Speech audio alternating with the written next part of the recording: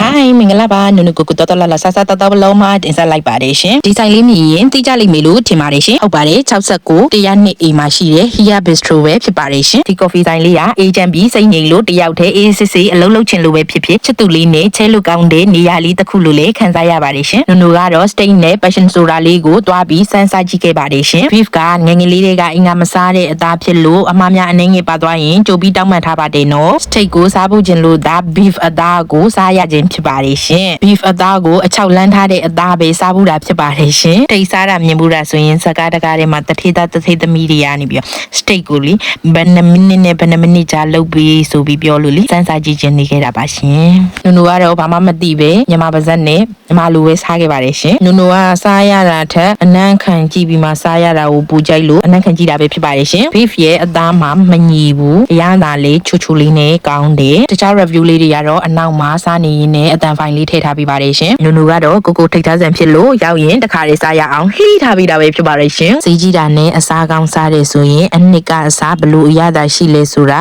အရန်မြည်ကြည့်တာပဲဖြစ်ပါတယ်ရှင်အခုချင်းစီရဲ့အရသာတွေကိုသိကျင်လို့အထက်မှာပါတဲ့အရွက်ကလေးကိုစမ်းပြီးတော့မြည်ကြည့်တာပဲဖြစ်ပါတယ်အရန်မှုေးပြီးတော့စားရတာဆူရှာကြီးဖြစ်နေပါတယ်ရှင်တောသူလိုပဲပြောမစားရမှန်းတော့သိပါတယ်ဒါပေမဲ့မြည်ကြည့်တာပဲဖြစ်ပါတယ်ရှင်ကိုကအလုံးလုံးရင်းနဲ့လမ်းကြုံတဲ့အချိန်ဝင်စားရတာဖြစ်လို့သူ့ကိုစောင့်ရင်းနဲ့ဖြည်းဖြည်းချင်းစားနေပါတယ်ရှင်ဒါပေမဲ့သူစားသွားတာကိုဗီဒီယိုမရိုက်လိုက်ရပါဘူးရှင်သူကခဏပဲဝင်ပြီးတော့အမြန်စားရလို့ဗီဒီယိုမရိုက်လိုက်ရတာပဲဖြစ်ပါတယ်ရှင်နုနုကရှေ့ရပြောခဲ့သလိုပဲကိုထိတ်စားဆန်ဖြစ်လို့နုနုစားတဲ့ဟာဆိုရင်ကိုအမြဲတမ်းကြွေးချင်ပါတယ်ရှင်အနောက်မှာပြောတာလေးကိုပဲစက်ကြည့်ပြပါရှင်ဒီစားနေဖြည်းဖြည်းချင်းစားနေတာ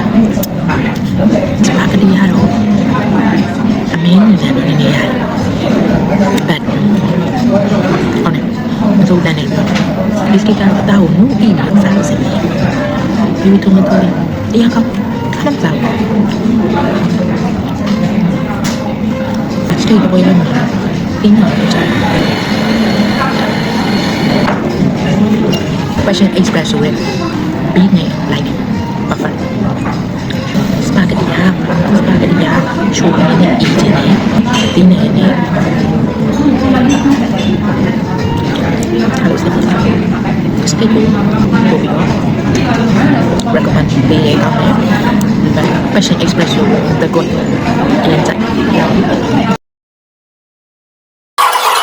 spaghetti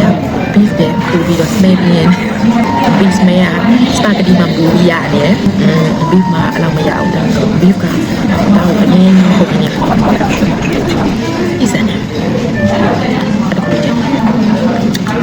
မြန်မာနိုင်ငံ beef တွေပဲ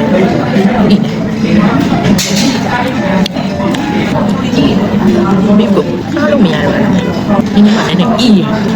ဆယ်မွန်ဆာရှိမီလိုပါစားကြည့်နေနိုဝဲလေ cheese မ